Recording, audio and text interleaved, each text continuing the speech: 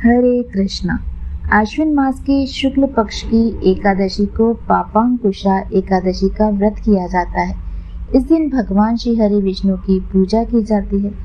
इस वर्ष पापांकुशा एकादशी पूजा का शुभ मुहूर्त क्या रहेगा और पापांकुशा एकादशी का व्रत का महत्व, साथ ही आप सुनेंगे पापांकुशा एकादशी व्रत की प्रचलित व पावन कहानी। बस आपसे एक अनुरोध है कि अगर ये संपूर्ण जानकारी आपको अच्छी लगे तो प्लीज लाइक व सब्सक्राइब अवश्य कीजिएगा। उन कमेंट्स बॉक्स में जय श्री कृष्णा अवश्य लिखिएगा।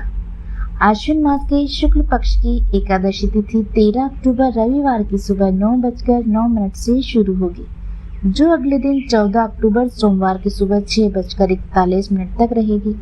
क्योंकि 13 अक्टूबर को पूरे दिन एकादशी तिथि रहेगी, इसलिए इसी दिन यह व्रत किया जाएगा। धर्मराज युधिष्ठिर के पूछने पर भगवान श्री कृष्ण ने कहा, आश्विन शुक्ल एकादशी का व्रत करने का फल मैं आपको बताता हूँ। भगवान श्री कृष्ण ने कहा, हे युधिष्ठिर, पापों का नाश करने वाली इस एकादशी का नाम पापांकुशा एकादशी है। हे राजन, इस दिन मनुष्य को विधि पूर्वक भगवान पद्मनाभ की पूजा करनी चाहिए। ये एकादशी मनुष्य को मनवांछित फल देकर स्वर्ग को प्राप्त कराने वाली है। मनुष्य को बहुत दिनों तक कठोर तपस्या से जो फल मिलता है, वह फल भगवान गरुड़ ध्वज को नमस्कार करने से स्वतः प्राप्त हो जाता है।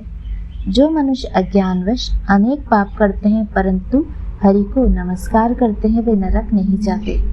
विष्णु के नाम के कीर्तन मात्र से संसार के सब तीर्थों के पुण्यों का फल मिल जाता है। जो मनुष्य धनुषधारी भगवान विष्णु की शरण में जाते हैं, उन्हें कभी भी यम की यातना भोगनी नहीं पड़ती।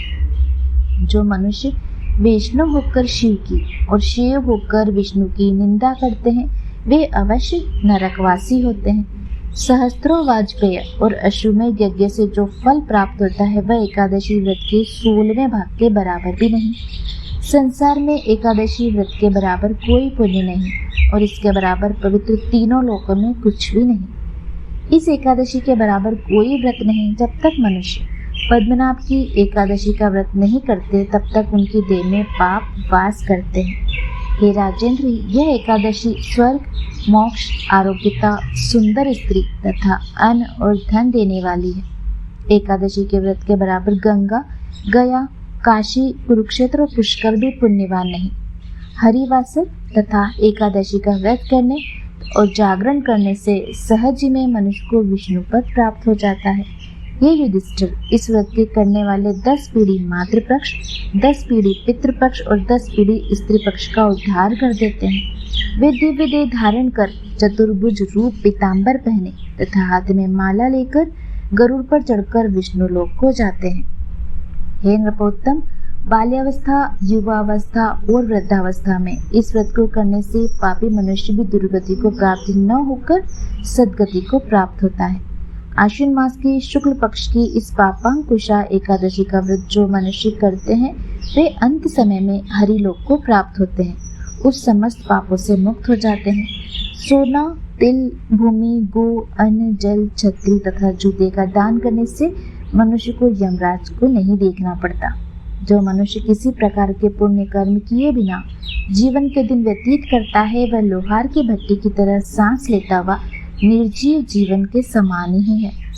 निर्धन मनुष्य को भी अपनी शक्ति के अनुसार दान करना चाहिए और धनवान को अपनी शक्ति के अनुसार। ऐसे मनुष्य को यम का द्वार नहीं देखना पड़ता तथा संसार में दीर्घायु होकर धनाढ्य, कुलीन और रोग रहित रहते हैं।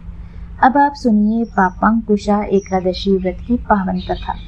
प्राचीन समय में विंध्य पर्वत पर क्रोधन नामक एक बहेलिया रहता था।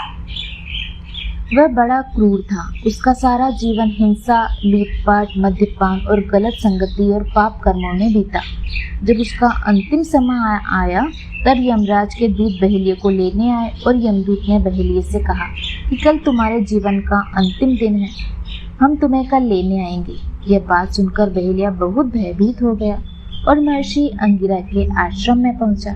महर्षि अंगिरा के चरणों में गिरकर उसने प्रार्थना की, हे ऋषिवर, मैंने जीवन भर पाप कर्म किए हैं, कृपा कर मुझे कोई ऐसा उपाय बताएं जिससे मेरे सारे पाप मिट जाएं और मुझे मोक्ष की प्राप्ति हो जाए। उसके निवेदन पर महर्षि अंगिरा ने उसे अश्विन शुक्ल पक्ष की पापांकुशा एकादशी का विधि पूर्वक व्रत करने को कहा।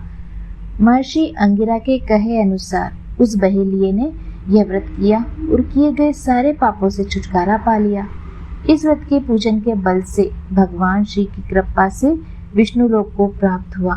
जब यमराज के यमदूत ने इस चमत्कार को देखा तो वह बहेलिये को बिना लिए ही यमलोक वापस लौट गए। ये थी आज की संपूर्ण कहानी व जानकारी। अगर ये आपको पसंद आई तो प्लीज़ कमेंट्स बॉक्स में जय श्री कृष्णा अवश्य लिखिएगा। मिलते हैं आपसे अगले वीडियो में, तब तक आप सभी स्वस्थ रहें, खुश रहें। जय ऋषि विष्णु।